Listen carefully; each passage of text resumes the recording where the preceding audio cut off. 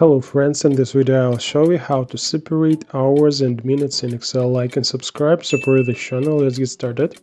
So in this example, time is represented in three formats: time, time and date, and text format. Let's extract the hour, minutes, and seconds from each cell. This is done very simple by using the corresponding functions hour, minutes, and second. The hour function returns the number of hours for a given time value from a cell in the range from 0 to 23. The minute function returns the number of minutes for a given time value from a cell in the range from 0 to 59.